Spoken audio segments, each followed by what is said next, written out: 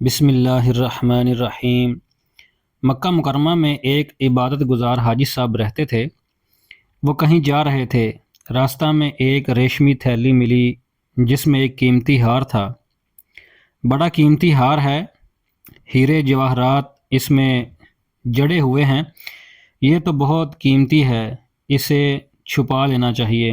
اللہ کا ڈر غالب آیا، اللہ کا خوف غالب آیا کہ بھائی اللہ تو دیکھ رہا ہے، اگر اسے چھپا لیا تو اللہ تو کہیں بھی پکڑ سکتا ہے اور جہنم میں ڈال سکتا ہے، تو میں کیا کروں گا؟ اس لیے اس کو چھپانے کی بجائے طے کر لیا کہ مالک ملے گا تو میں مالک کے حوالہ کر دوں گا۔ اتفاق سے مالک بھی مل گیا، کوئی تلاش کرتا پھر رہا ہے، بھائی میرا ہار گم ہو گیا ہے۔ انہوں نے کہا بھائی میرے پاس بھی ایک تھیلی ہے، تم دیکھو تمہاری تو نہیں؟ اس نے دیکھا اور دیکھ کر پہچان لیا، ہاں یہی میری تھیلی ہے اور یہ میرا ہار ہے۔ وہ بڑا خوش ہوا۔ تاجر نے اس کو 500 اشرفیاں نکال کر انعام میں دیں۔ اس نے کہا مجھ کو انعام نہیں چاہیے، میں نے تو یہ جو کچھ کیا اللہ کو خوش کرنے کے لیے کیا، اللہ کی رضا کے لیے کیا، تیرے انعام کے لیے نہیں کیا۔ اس نے بہت اصرار کیا اور کہا میں نے نیت کی تھی کہ اگر ہار مل جائے تو میں اس کے پانے والے کو اور لانے والے کو 500 اشرفیاں دوں گا، اس لیے میں تم کو دے رہا ہوں۔ کہا کہ نہیں، مجھ کو 500 اشرفیاں نہیں چاہیے۔ بہرحال وہاں سے وہ چلا گیا اور اپنی بستی میں جا کر کہتا تھا کہ ایسا نیک آدمی نوجوان مجھ کو ملا، ایسا لڑکا اگر مجھ کو اپنے یہاں مل جاتا تو میں اپنی بیٹی کی شادی کر دیتا، اور وہ اپنے یہاں کا بہت بڑا تاجر تھا۔ اب اللہ کی قدرت دیکھو، یہ نوجوان مکہ مکرمہ کا رہنے والا تھا، اس کو سفر پیش آیا، سمندری سفر میں چلے، اچانک طوفان آیا اور کشتی ٹکڑے ٹکڑے ہو گئی۔ ایک تختہ کے اوپر یہ لیٹے ہوئے ہیں اور تختہ بہتا ہوا چل رہا ہے، تمام ساتھی ادھر ادھر ہو گئے، معلوم نہیں کہ کون ہلاک ہوا اور کون ڈوبا کون بچا۔ بہتے ہوئے تختہ پر جا رہے ہیں، چلتے چلتے ایک کنارہ پر یہ تختہ رکا، وہاں ایک بستی آباد تھی۔ بستی کے لوگ اتفاق سے آئے ہوئے تھے، جب دیکھا کہ کوئی بیچارہ مسافر تختہ کے اوپر بہہ رہا ہے تو انہوں نے اس کو نکال لیا اور نکال کر اپنی بستی میں لے گئے۔ وہاں بستی میں رکھا، ان کو ہوش آیا، کھلایا پلایا، آرام کرایا، کئی دن گزر گئے اور حالات معلوم کیے تو یہ بڑے عالم ہیں اور بڑی مہارت بھی ان کو ہے، حافظ بھی ہیں اور عالم بھی اور بہت نیک صالح شخص ہیں۔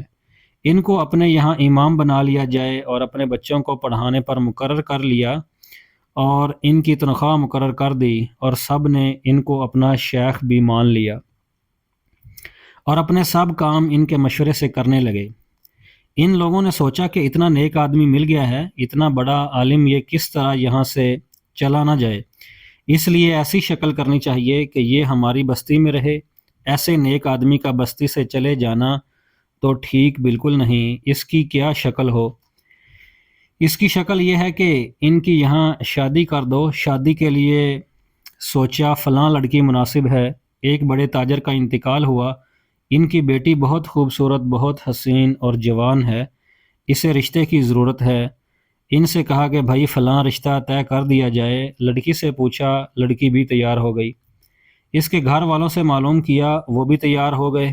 جب دونوں کی شادی ہو گئی اور یہ رات کو وہاں پہنچا اور بیوی سے ملاقات ہوئی تو دیکھا کہ اس کے گلے میں وہی ہار پڑا ہوا ہے جو ہار ان کو مکہ مکرمہ میں ملا تھا، اور انہوں نے اس کو تاجر کو واپس کر دیا تھا اور انعام لینے سے بھی انکار کر دیا تھا۔ وہ تاجر کہتا تھا کہ اگر یہ مجھے میرے یہاں مل جاتا تو میں اس کی شادی اپنی بیٹی سے کر دیتا۔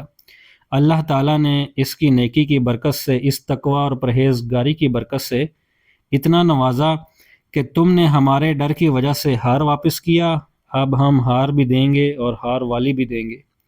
چنانچہ اللہ تعالیٰ نے وہ ہار بھی واپس کیا اور ہار والی بھی عطا کی۔ پھر یہ مکان اور کوٹھی بھی اور تجارت بھی اور جائیداد بھی، اس تاجر کی وہ تمام مکی تمام ملکیت اللہ تعالیٰ نے اس کو عطا کر دی۔ یہ ہے اللہ کا ڈر اور اللہ کا خوف۔ جس دل میں اللہ کا ڈر ہوتا ہے وہ اللہ کا خوف اور اللہ کا خوف ہوتا ہے، اللہ تعالیٰ اسے دنیا میں بھی اس طرح نوازتا ہے، اور بھائی یہ تو دنیا میں ہے اور آخرت میں بھی اللہ تعالیٰ نوازیں گے۔ تو بھائی ہم یہاں دنیا میں رہتے ہوئے اصل یہ ہے کہ ہم اللہ کا ڈر اور اللہ کا خوف حاصل کریں، اس کی اطاعت و فرما برداری کریں اور نافرمانیوں سے پرہیز کریں، اور اسی کے اوپر اللہ کی مدد آتی ہے۔ دوستو ویڈیو اچھی لگی ہو اس کو لائک شیئر ضرور کریں، اور پلیز چینل کو بھی سبسکرائب کر لیں۔